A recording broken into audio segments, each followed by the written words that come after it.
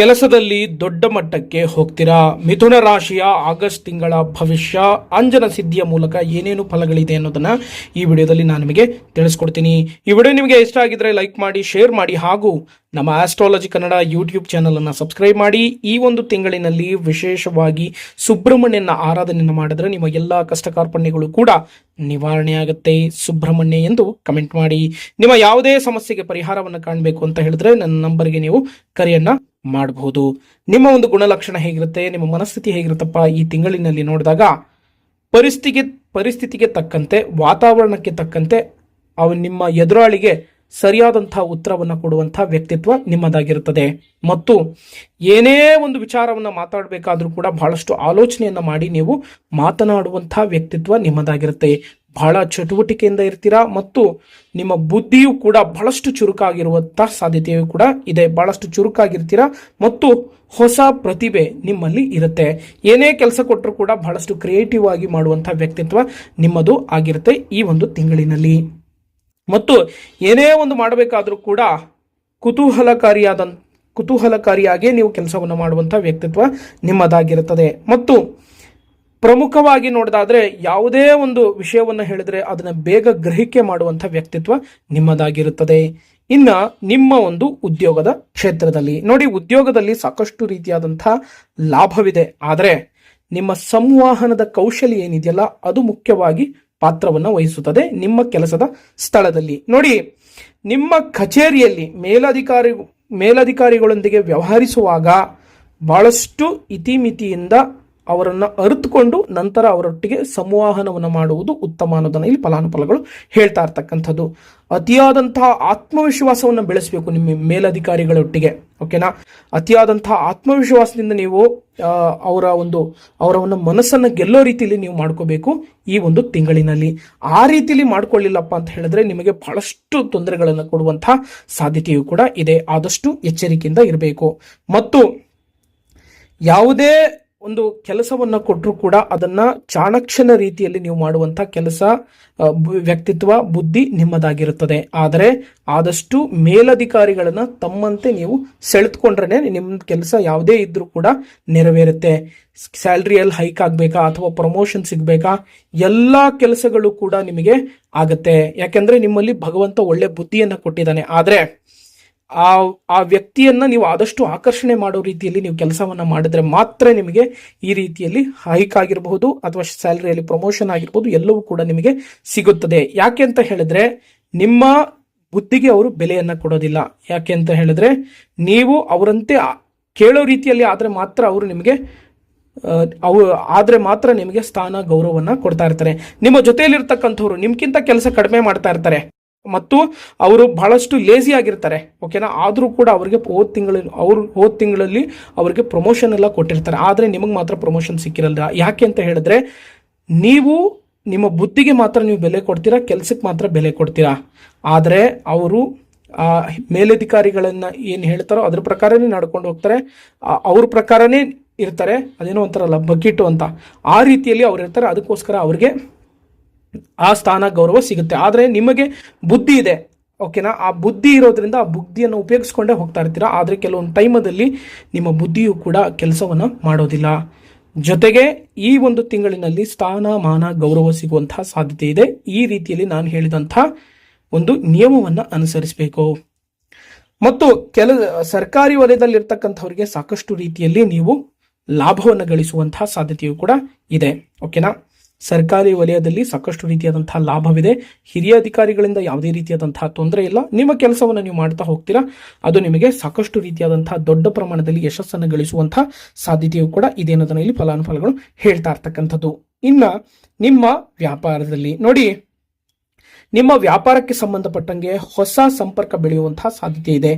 ಮತ್ತು ಗ್ರಾಹಕರು ಆದಷ್ಟು ನಿಮ್ಮ ವಸ್ತುವನ್ನು ತೆಗೆದುಕೊಳ್ಳಲಿಕ್ಕೆ ಬಹಳಷ್ಟು ಮುಗಿಲು ಮುಟ್ಟುವಂಥ ರೀತಿಯಲ್ಲಿ ಇರ್ತಾರೆ. ಯಾಕೆಂತ ಹೇಳಿದ್ರೆ ಬಹಳಷ್ಟು ಗ್ರಾಹಕರನ್ನ ಸೆಳಿತೀರಾ ನೀವು.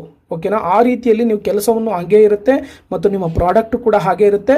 ಮತ್ತು ನಿಮ್ಮ ವ್ಯಕ್ತಿತ್ವವು ಕೂಡ ಹಾಗೆ ಇರುತ್ತೆ ಮತ್ತು ನಿಮ್ಮ ನಂಬಿಕೆಯು ಕೂಡ ಹಾಗೆ ಇರುತ್ತೆ. ಉದಾಹರಣೆಗೆ ಒಂದು ಜ್ಯುವೆಲರಿ ಬಿಸ್ನೆಸ್ ಅನ್ನು ಮಾಡುವಂತಹ ವ್ಯಕ್ತಿಗಳಾಗಿದ್ದರೆ ದೊಡ್ಡ ಪ್ರಮಾಣದಲ್ಲಿ ಹೋಗುವಂತಹ ಸಾಧ್ಯತೆಯು ಕೂಡ ಇದೆ. ಅಥವಾ ಕನ್ಸ್ಟ್ರಕ್ಷನ್ ಬಿಸ್ನೆಸ್ಗಳನ್ನು ಮಾಡ್ತಾ ಇರ್ತೀರ ನೋಡಿ, ಅಂಥವರಿಗೆ ದೊಡ್ಡ ಪ್ರಮಾಣದಲ್ಲಿ ಏಳಿಗೆ ಆಗುವಂತಹ ಸಾಧ್ಯತೆಯು ಕೂಡ ಇದೆ.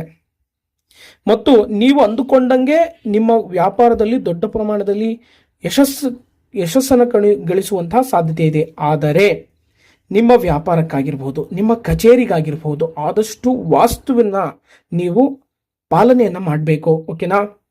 ನೀವು ಆದಷ್ಟು ಎಷ್ಟು ಪ್ರಮಾಣದಲ್ಲಿ ಆಗುತ್ತೋ ಅಷ್ಟು ವಾಸ್ತುಗೆ ಅನುಗುಣವಾಗಿ ಬಾಗ್ಲಾಗಿರ್ಬೋದು ಅಥವಾ ಕಿಟಕಿ ಆಗಿರ್ಬೋದು ಅಥವಾ ಎಂಟ್ರೆನ್ಸ್ ಆಗಿರಬಹುದು, ಅದನ್ನು ಆದಷ್ಟು ಫಾಲೋ ಮಾಡಿದ್ರೆ ನಿಮ್ಮ ವ್ಯಾಪಾರ ಇನ್ನೂ ದೊಡ್ಡ ಮಟ್ಟದಲ್ಲಿ ಹೋಗುವಂತಹ ಸಾಧ್ಯತೆ ಇದೆ. ಓಕೆನಾ? ಆದಷ್ಟು ನೀವು ಈ ಒಂದು ತಿಂಗಳಿನಿಂದಾನೇ ಅಥವಾ ಇರುವಂತಹ ಕಚೇರಿಯಲ್ಲೇ ಓಕೆನಾ ಸರಿಯಾದಂಥ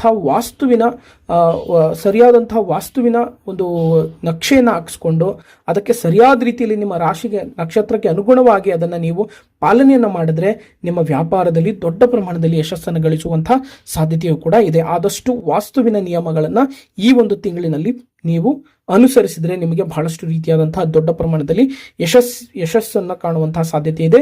ನಿಮ್ಮ ವ್ಯಾಪಾರದಲ್ಲಿ ಧನಾತ್ಮಕ ಶಕ್ತಿಯು ಕೂಡ ಹೆಚ್ಚಾಗುವಂತಹ ಸಾಧ್ಯತೆ ಇದೆ. ಪಾಸಿಟಿವ್ ವೈಬ್ಸ್ ಅನ್ನೋದು ಬರುವಂತಹ ಸಾಧ್ಯತೆಯು ಕೂಡ ಇರ್ತಕ್ಕಂಥದ್ದು.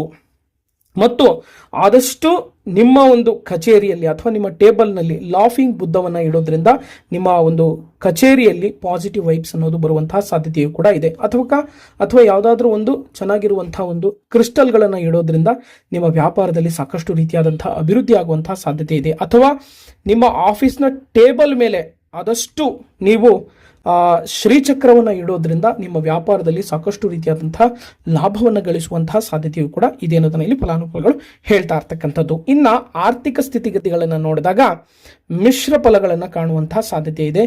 ಆದಾಯ ಅಷ್ಟೇ ಬರುತ್ತೆ, ತಿರ್ಗಾ ಅಷ್ಟೇ ಖರ್ಚುಗಳನ್ನು ಮಾಡುವಂತಹ ಸಾಧ್ಯತೆ ಇದೆ. ಆದಷ್ಟು ಜಾಣ್ಮೆಯಿಂದ ನೀವು ಆದಾಯದ ಮೂಲಗಳನ್ನು ಹುಡುಕುವುದು ಉತ್ತಮ ಅನ್ನೋದನ್ನ ಇಲ್ಲಿ ಫಲಾನುಫಲಗಳು ಹೇಳ್ತಾ ಇರ್ತಕ್ಕಂಥದ್ದು. ಅನಿರೀಕ್ಷಿತವಾದಂತಹ ಖರ್ಚುಗಳು ಎದುರಾಗುವಂತಹ ಸಾಧ್ಯತೆ ಇದೆ.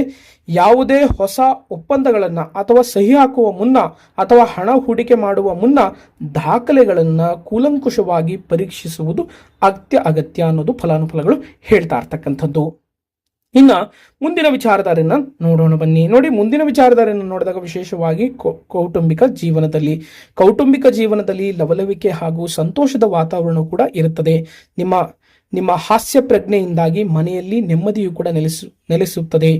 ಆದರೂ ಯಾವುದೇ ಪ್ರಮುಖ ಕೌಟುಂಬಿಕ ನಿರ್ಧಾರಗಳನ್ನು ತೆಗೆದುಕೊಳ್ಳುವಾಗ ಎಲ್ಲರ ಅಭಿಪ್ರಾಯಗಳನ್ನು ಆಲಿಸುವುದು ಮತ್ತು ಒಪ್ಪಿಗೆಯನ್ನು ಪಡೆಯುವುದು ಉತ್ತಮ ಸಂಬಂಧ ಮತ್ತು ನಿಮ್ಮ ಸಂಬಂಧವೂ ಕೂಡ ಗಟ್ಟಿಯಾಗಿರುತ್ತದೆ ಅನ್ನೋದು ಫಲಾನುಫಲಗಳು ಹೇಳ್ತಾ ಇರ್ತಕ್ಕಂಥದ್ದು.